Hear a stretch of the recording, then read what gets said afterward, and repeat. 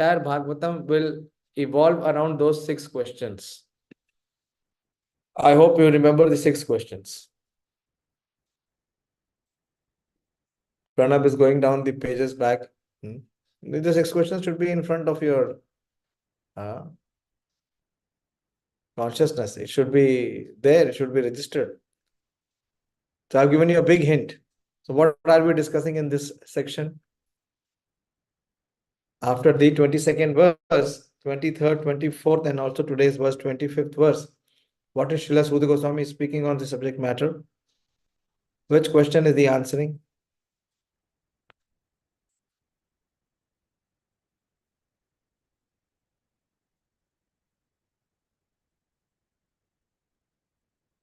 Yes, Ramya? Hare Krishna, Prabhuji. Prabhuji, Sutta Goswami is answering the first 2 questions. First 2 questions have been answered. First 2 questions have been already answered. What is the absolute and the ultimate good, and what is the essence of scriptures? So that he has answered. Which were the verses where he answered?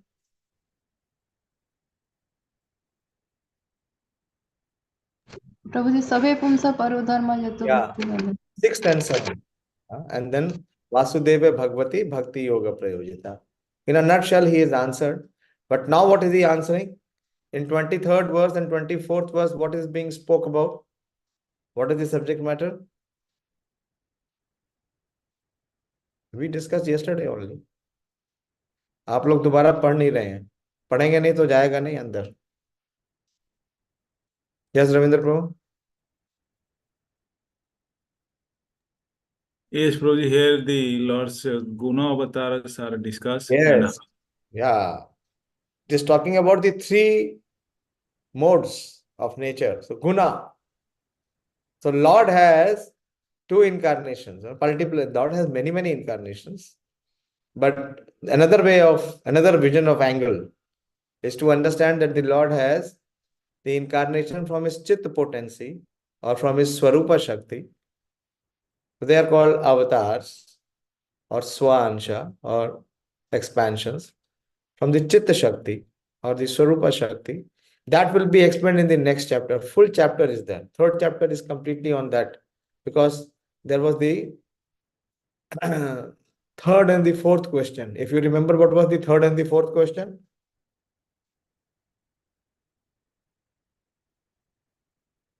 What was the 3rd and the 4th question? Yes, Sonika?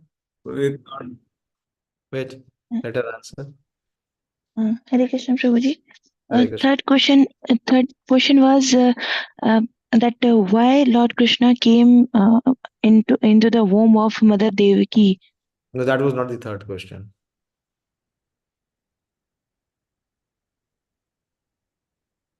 Are you sure that was the 3rd question? Or if I am wrong?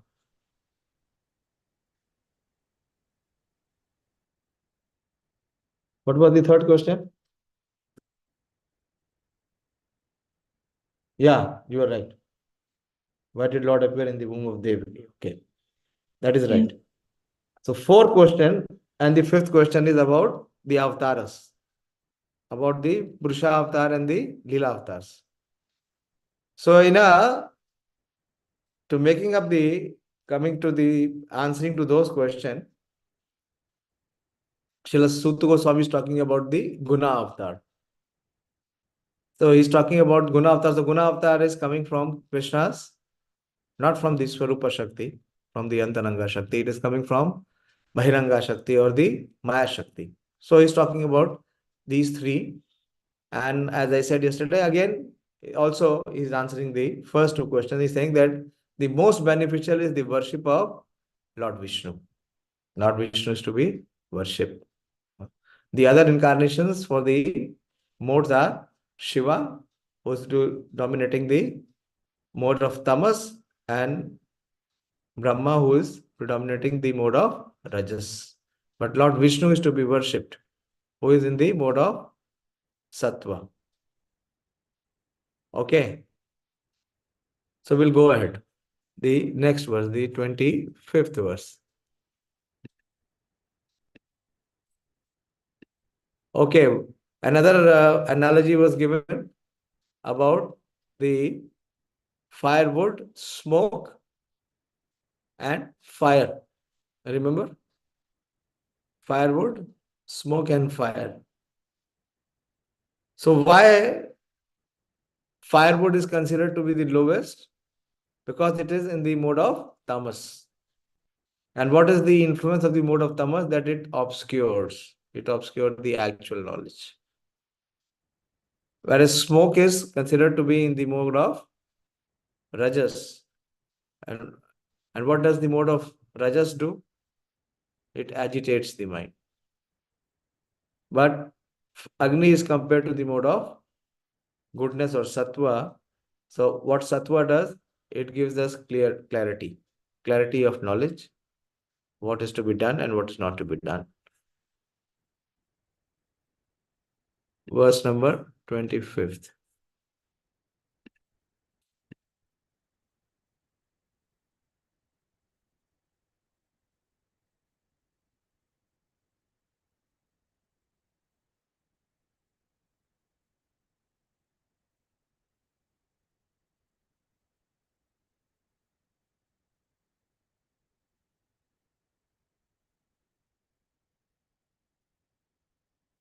Bhejire munayo thāgre bhagavantam adhokṣajam sattvaṁ viśuddhaṁ kṣemāya kalpante ye anutan iha. The important word here is bhejire. Bhejire means rendering devotional service. Who are rendering devotional service? Munayo thāgre. So he is referring to the sages who were assembled, and he is saying, he is giving the reference of the sages who were in the past, munayo. That those who were the sages in the past, what they did, they performed devotional service. And to whom they performed devotional service? Bhagavantam, adhokṣajam. And to the Supreme Lord, the Personality of Godhead, who is adhokṣajam. Adhokṣajam means, aksha means the eyes, and jama means beyond. So that which is beyond the senses, adhokṣaja, that is one who is in the transcendental platform. So we have seen what we have seen, that Brahma and Shiva are not on the transcendental platform. Only Lord Vishnu is on the transcendental platform. So here it is being said that unto the transcendence, and whose existence is sattvaṁ viśuddhaṁ kṣemāya. So Lord Vishnu, he is transcendental and he is the one who maintains. So he is always in sattvaṁ viśuddhaṁ. He is beyond the influence of the three modes. And kṣemāya is to derive the ultimate benefit. So previously, all the great sages rendered service unto the Personality of Godhead due to his existence above the three modes of material nature. And they worshipped him to become free from material conditions. So this is very important. Prabhupada so many times used to give the example that one who is already chained, one whose hands are already tied up, how can he release anyone else? So whom we should approach to get released is one who is already free. So here the sages worship Lord Vishnu or Krishna to become free from material conditions and thus derive the ultimate benefit. Whoever follows such great authority is also eligible for liberation from the material world. So this is the another example or another reference which Srila Suta Goswami is giving the sages, that in the past, in the previous ages, the great sages, they all worship Lord Vishnu, because Lord Vishnu is beyond the material modes. He is on the transcendental platform. And if one wants to become freed from material existence, he has only one option, that is to worship the Supreme Lord. And how that worship is to be performed? Bhejire, by rendering devotional service. So whoever follows such great authorities is also eligible for liberation from the material world. There is similar example in Śrīmad-Bhāgavatam. Krishna gives the example. Anyone remembers the verse? Where Krishna is citing like Sutta Goswami is citing the example of the sages who were previously following and what they achieved. Exactly Krishna tells the same way to Arjuna. You see the similarity in Śrīmad-Bhāgavatam and Bhagavad Gita. How Srila Sutta Goswami is explaining exactly on the footsteps of the way Krishna explained to Arjuna. Anyone remembers the verse?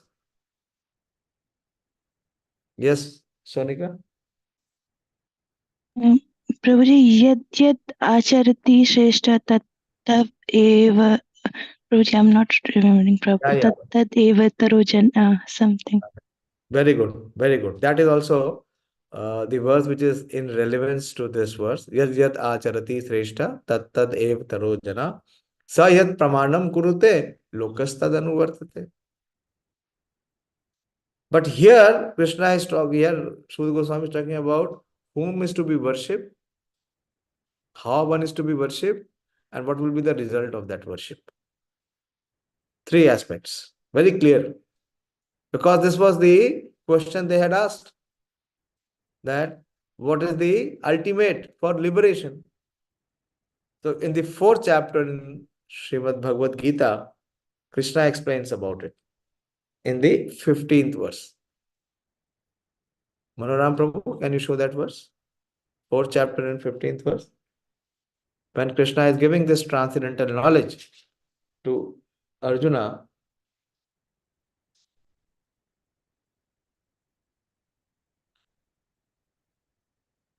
yeah. So Krishna says, Evam gyatva kritam karma purverapi mumukshubhi kuru karme vitasmatvam purve purvataram kritam. Evam gyatva kritam karma. So how you have to act? You have to act in the way those who are the knowledgeable or the sages with wisdom or those who are desiring for liberation, the way they acted. And so Krishna is giving the example that you should not do something new or you should not do something whimsical or should not try or experiment anything new. That will not give you success. Success is to follow into the footsteps who have already attained success. To come to the translation. All the liberated soul in the ancient times acted with this understanding of my transcendental nature. Here it is being talked about the same thing. That the Supreme Lord is bhagavantam adhokṣajam. Therefore, you should perform your duty following in their footsteps. So similarly, here, Srila Sutta Goswami is explaining. Okay, you can minimize this. So we will study the purport. Clear? So in these 3 verses, Srila Sutta Goswami is establishing the ultimate benefit and the supremacy of worshipping Lord Vishnu. And there is no benefit in worshipping the other demigods. So worship is to be performed to Lord Vishnu. And what is the form of worship? Is to perform devotional service, is to render devotional service unto him.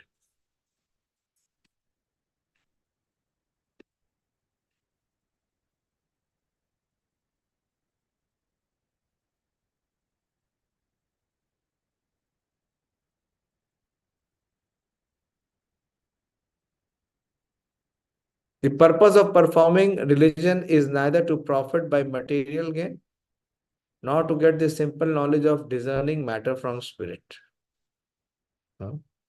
Neither it is bhoga, nor it is jnana.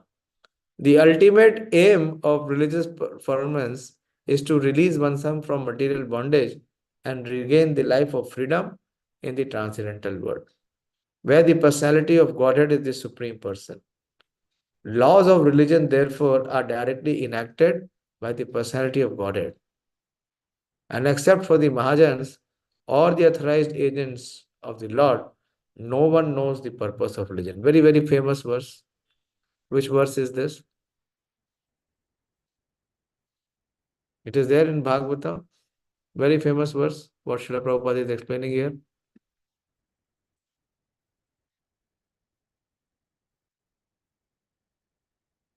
बोलिए.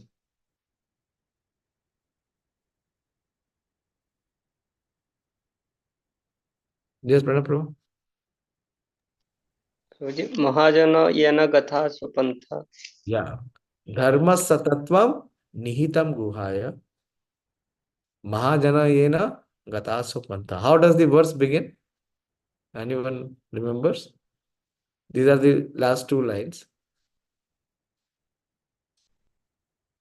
Anyway, so Prabhupada is explaining that the laws of religion, it is very, very complicated, very difficult. The laws of religions are therefore directly dharmam tu sakshat bhagavat pranitam. Yeah. Dharmam tu sakshat bhagavat pranitam. Dharma satatvam nihitam guhaya. Then there is one more line, and then mahājana yena gatasa pantha. So dharma satatvam nihitam guhaya. Guhaya means it is very confidential. It is very secret. So here it is being again established by Srila Suta Goswami is what we have to do. We have to follow the footsteps of the great sages who have rendered service to the Supreme Personality of Godhead. So laws of religion therefore are directly enacted by the Personality of Godhead, and except for the mahājanas or the authorized agents of the Lord, no one knows the purpose of religion. There's a very interesting conversation in Śrīmad-Bhāgavatam. When the Yamadutas come to capture Ajamil, and Ajamil, at the final moment of his existence, he calls the name Narayan. You all know the story. And as soon as he calls out the word Narayan, so the Vishnu Dutas also appear. And then there is a discussion. There is a exchange between the Vishnu Dutas and the Yamadutas. And the Vishnu Dutas thoroughly restrict and defeat the arguments of the Yamadutas, saying that because Ajamil has uttered the name of Lord Narayan, so he cannot be punished by any other brother. No one has the authority to punish him. And they defeat and they, in a way, they dismiss the Yamadutas. So the Yamadutas come to Yamaraj. That is all there in the 6th canto. And they submit to Yamaraj and say that, are there other authorities also? Is there someone who is higher than you? So far we were thinking that you are the final authority. And then they ask that what is religion? And what is the basis of religion? Very interesting questions are raised. And then Yamaraj gives a Bhagavatam class, maybe for the first time in Yampuri, to his Yamadutas. And he explains that Dharma satatvam nihitam guhaya. And mahājana yena gatha supantha.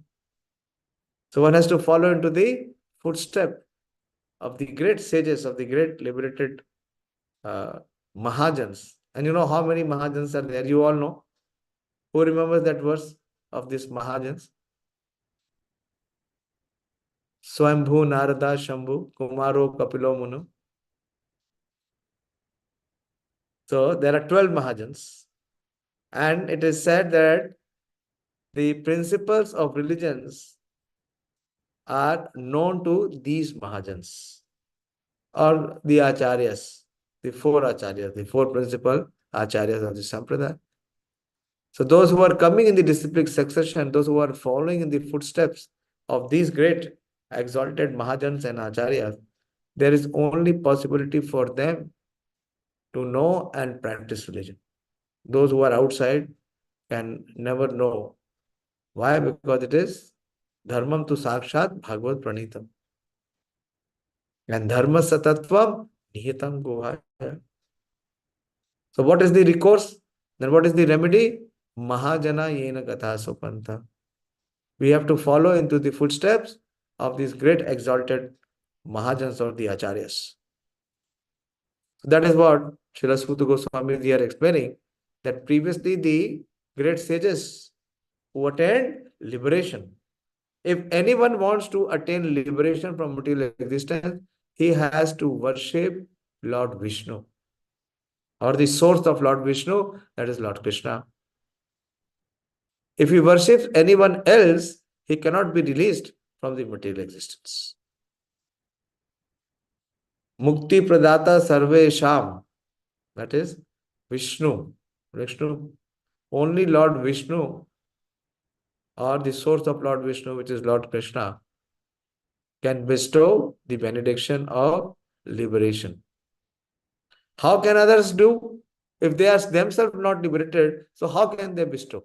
The classic example Srila Prabhupada gives, that one who is already chained, one who is already handcuffed, how can he release anyone else? So here, Srila Sutta Goswami is emphasizing, and he is giving this principle. So he is saying, there are 12 particular agents of the Lord who know the purpose of religion. These are 12 Mahājanas. And all of them render transcendental service unto him.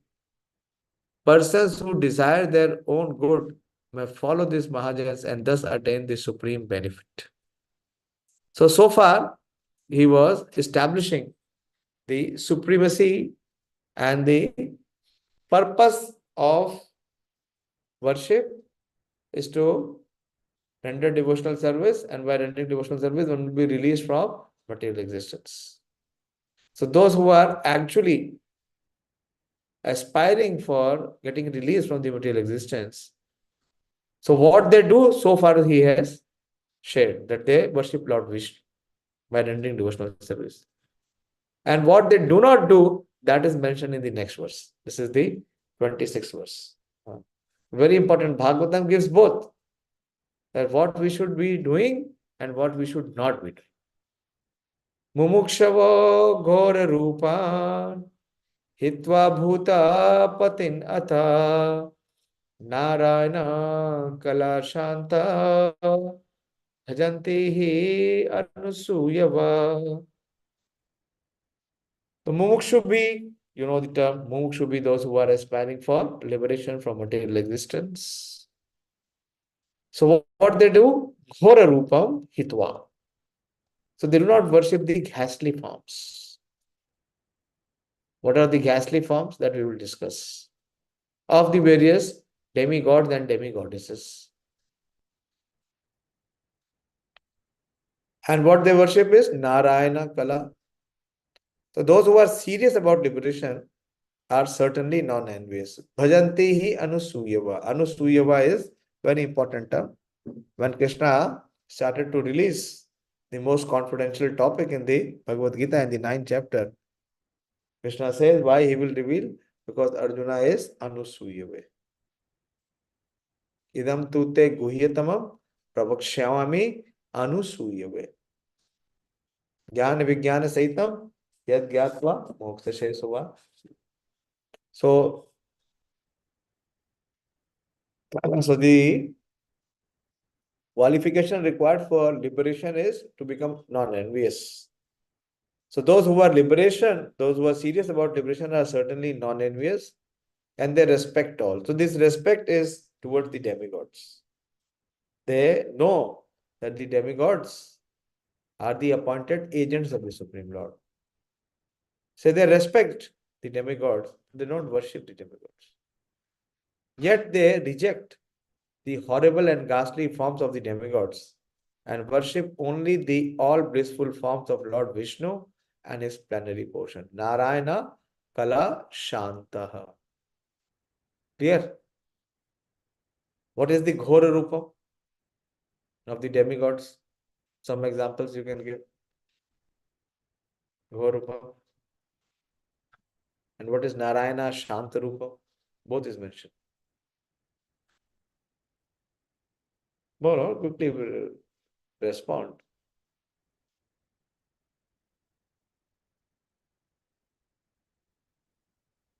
Hare Krishna Prabhuji, Kali. Yes. Ramya is taking care of the little child, and look at her focus and look at her responsive rate. I don't know why you people are so much of hesitation. Huh? Or you are thinking that why should I speak? Let others speak. To the extent you participate, to that extent, Bhagavatam will enter into your heart. It will not enter into your head. It is not for head. So many times we have, discussed this, and you all know it also. To the extent you participate, to that extent you can derive the benefit.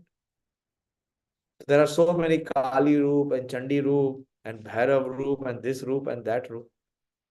So the Mumukshu, those who are aspiring for liberations, what they have done, they have rejected the Ghora Rupa, and what they do is they perform the worship of Narayana Kala Shantaha, all blissful forms of Lord Vishnu and his plenary portion. The Supreme Personality of Godhead, Sri Krishna, who is the original persons of the Vishnu categories, expand himself in two different categories, namely integrated plenary portions and separated parts and parcels. The separated parts and parcels are the servitors, including the demigods. Normally we say Swa Ansha and Vibhinansha. So Vibhinansha also includes the demigods. And the integrated plenary portions of Vishnu Tattvas are the worshipable objects of service. Very clear? So Swa Amsha is to be worshipped, and Vishnu Amsha, the Vibhina Amsha, they are only to be respected, not worshipped. All demigods who are empowered by the Supreme Lord are also separated part and parcel. Here comes the point. So they are also Vibhina Amsha. They do not belong to the category of Vishnu Tattva. The Vishnu Tattvas are living beings equally as powerful as the original form of the personality of Godhead. And they display different categories of power in consideration of different times and circumstances. Yeah. But all the incarnations of the Lord, who are Swamsha or Vishnu Tattvas, but according to the time, place, and circumstances, they exhibit power according to the purpose for which they have advented or incarnated. And they display different categories of power in consideration of different times and circumstances.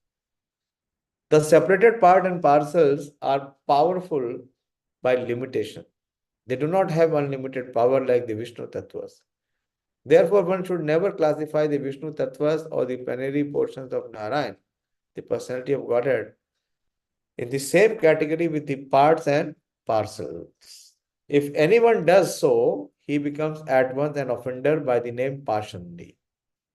From where this is being explained? This explanation which Srila Prabhupada is giving is coming from where? Every day in our practice we are doing it, if we are at all doing it. फिर चुप हो गए? Where is the Hare Krishna. Yeah. Prabhuji, offenses, the 10 offenses. Yeah. Which offense is The this? second offense, to consider the demigod Lord Shiva and Lord Brahma to be equal to and independent of the Lord Vishnu. So it is coming from Padma Puran. These offenses are coming from the Padma Puran. And it says that as soon as one equates the Supreme Lord with the demigod, he immediately becomes a Pashandi, an offender. Very good.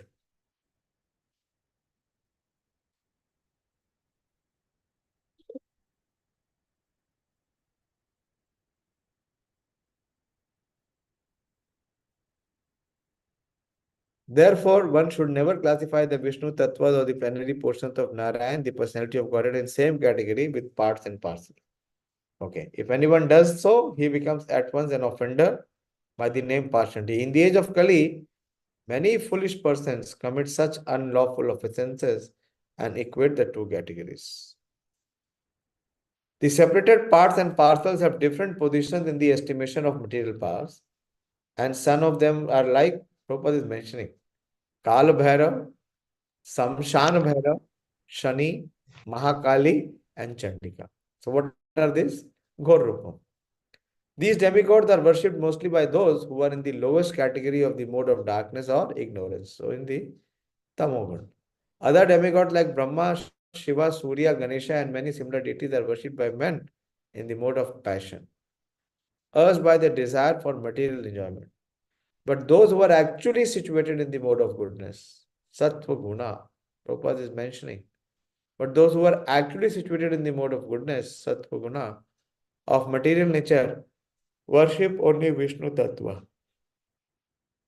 Vishnu Tattva are represented by various names and forms such as Narayan, Damodar, Vaman, Govind, and Adhokṣajam. The qualified Brahmanas worship the Vishnu Tattva represented by the Shaligram Shila. And some of the higher caste, like the Kshatriyas and Vaishyas, also generally worship the Vishnu Tattva. So it is said that, for Prabhupada is mentioning here, that Shaligram Shila can only be worshipped if one is really advanced Brahmana, not ordinary Brahmana. Because there are very strict rules and regulations. So never ever we should pick up any Shaligram Shila, Govardhan Shila, and we start worshipping. It is only the qualified person who is trained can do that. Highly qualified Brahmanas situated in the mode of goodness have no grudge against the mode of worship of others.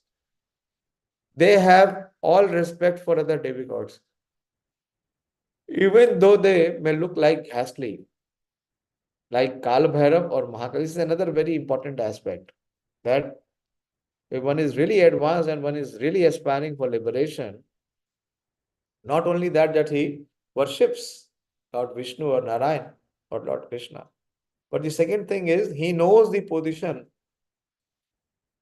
of himself, he knows the position of the Supreme Lord, and he also knows the position in relation to all the demigods. And he is never bewildered. He is never ever bewildered.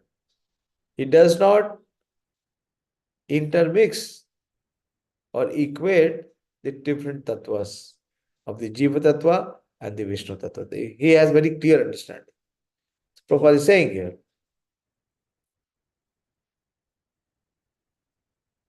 they know very well that those horrible features of the Supreme Lord are all different servitors of the Lord under different conditions.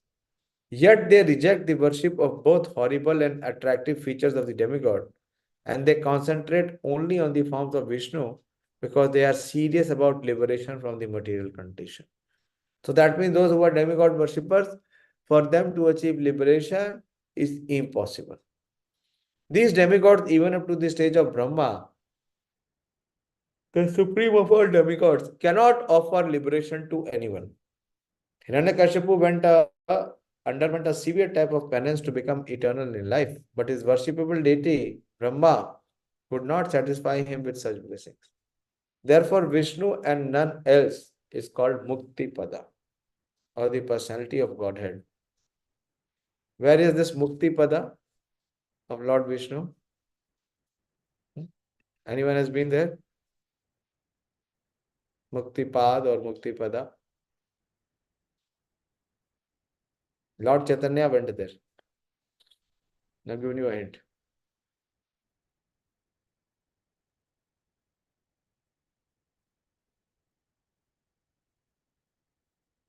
Why only Sonika and Ramya have to answer, others are not participating? Yes, Ramya? Hare Krishna, Prabhuji. Prabhuji, Goya.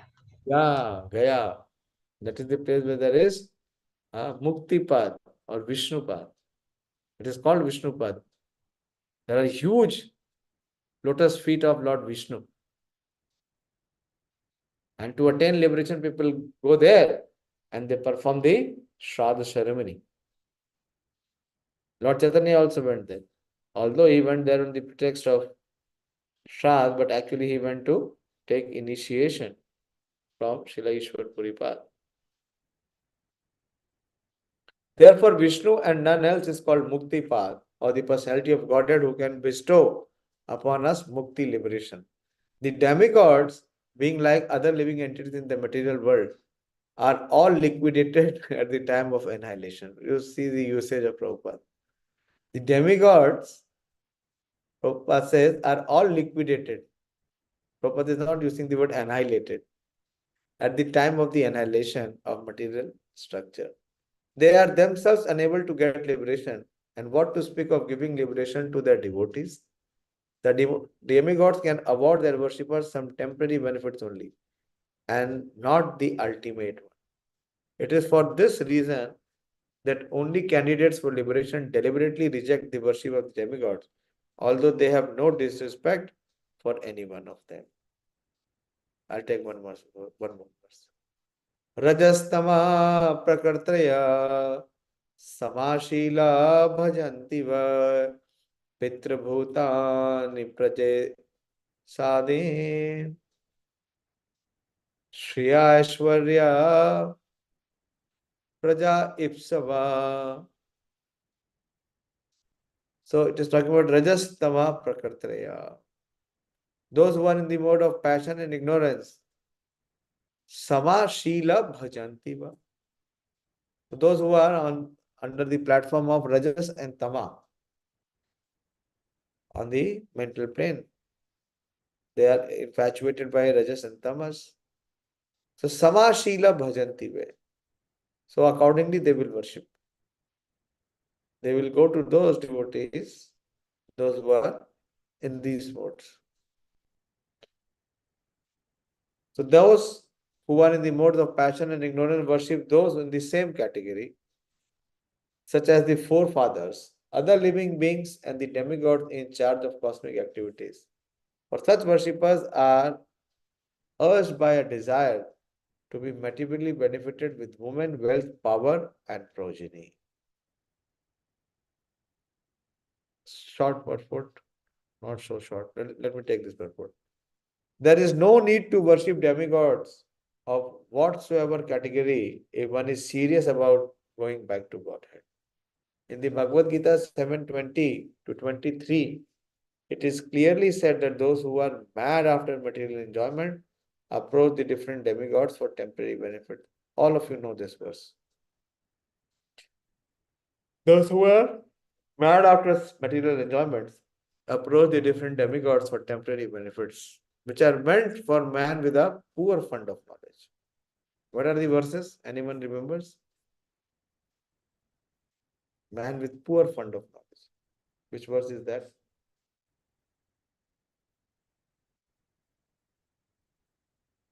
Bolo?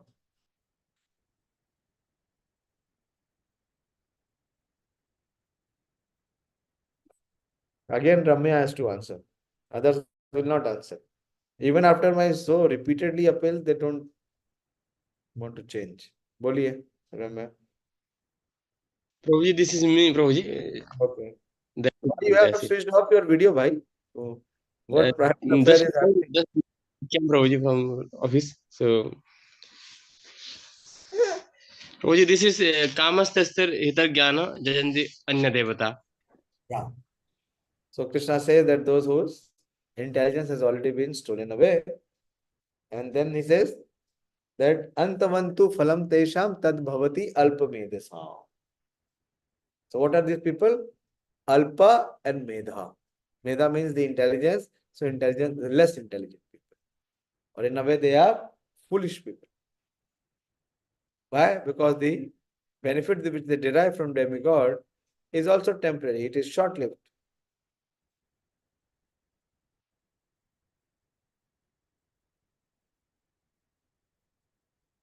It is clearly stated that those who are mad after material enjoyment approach the different demigods for temporary benefits, which are meant for man with poor fund of knowledge. Tad bhavati alpa medesam. We should never desire to increase the depth of material enjoyment. Material enjoyment should be accepted only up to the point of bare necessities of life and not more or less than that. To accept more material enjoyment means to bind oneself more and more to the miseries of material existence. What was it called? In the previous verses, what it is called? What was the term we discussed? Material enjoyment means to bind oneself more and more into the miseries of material existence. In the section of glories of Śrīmad-Bhāgavatam, what did we discuss?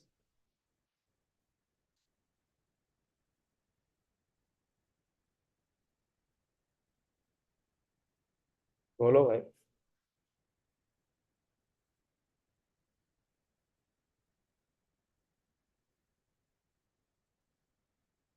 To accept more material enjoyment means to bind oneself more and more into the miseries of material existence. What is it called? Bind one in the miseries of material existence. What is it called? Yes, Sonika. Prabhuji, cat of them. That of the is there, but what is it called? How Bhagavatam releases that? We discussed in the previous section that how Bhagavatam releases. What it releases? The Hidaya Ganthi, the hard knot of material existence. Hidaya Ganthi Ahu.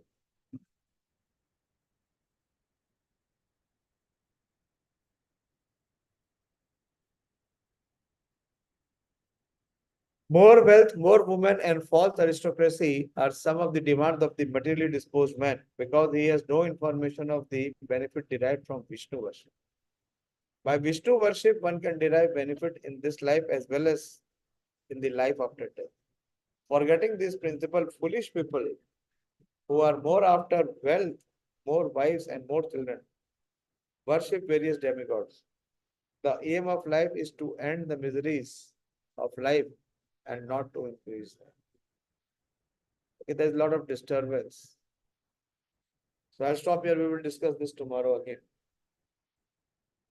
So anyone, if you are having any doubt or question or contribution, please speak. Yes, Sonika. Hare Krishna Prabhuji. Hare Krishna. Prabhuji, in 23rd verse, it was told that Lord Shri Vishnu is is the representation of the Satogun, means the mode of goodness. Yes. But here today in 25th verse, you explained that Lord Vishnu is in transcendence, means the transcendent. Again, see the 23rd verse.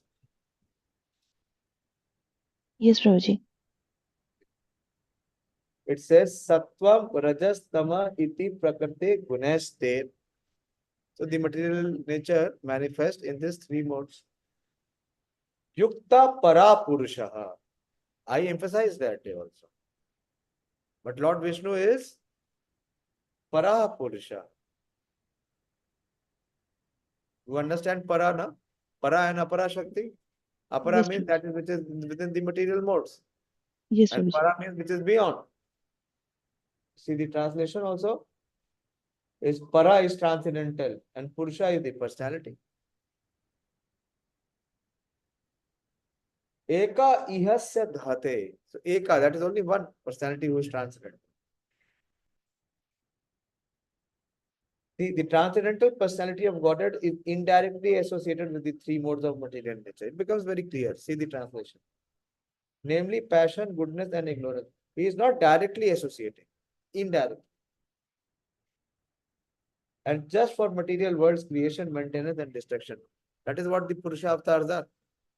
That is only for material creation, maintenance, and destruction. He accepts the three qualitative forms of Brahma, Vishnu, and Shiva. Of the three, all human beings can derive ultimate benefit from Vishnu, the form of the quality of goodness. So next he is explaining that Vishnu is in sattva, Shuddha sattva. Next verse, see. 25th, I think.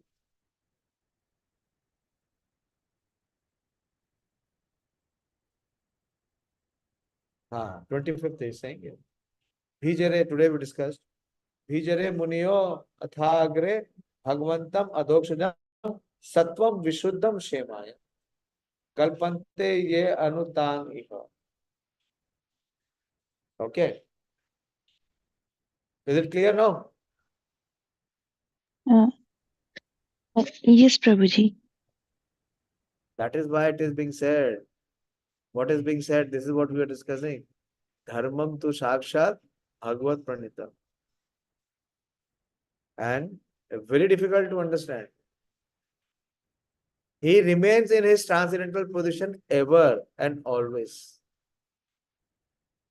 But he has to supervise the material creation also, material existence. So indirectly, he is making that happen with his 3 incarnations. It does not directly maintains the material world, but that is done through the agency of Mahavishnu. That is the Purusha avatar. Even Mahavishnu is always in Suddha Sattva. Narayan.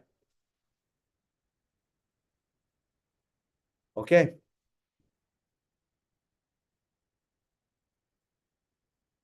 बोलिए. Are you hearing, Sonika? Yes, Prabhuji. It is clear, Prabhuji. Okay, Pranab, did your books reach or any? Not yet, Prabhuji. It is same status is showing. You should have spoken to them again.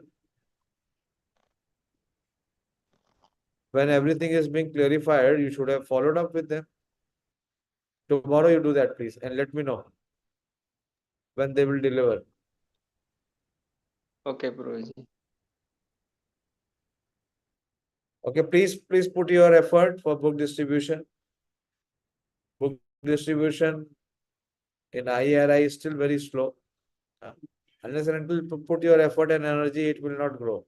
It will not happen. And tomorrow, Ganesh Prabhu, you speak to that bus operator. He'll give you the bus number and the driver number. So Prabhuji, that last time. Okay. Sonika, you will be available tomorrow? You will be coming? Yes, Prabhuji, I am coming. Okay, very good. Try to invite as many, students possible, whether they are in MSc or BSc or wherever, whether they are in PhD. Whoever is willing to come, we are willing to bring. Okay, thank you very much. Śrīmad-Bhāgavatam ki jai. Srila Prabhupada ki jai. Nitai Gaur Premanande. We have crazy like marriage this time in Delhi.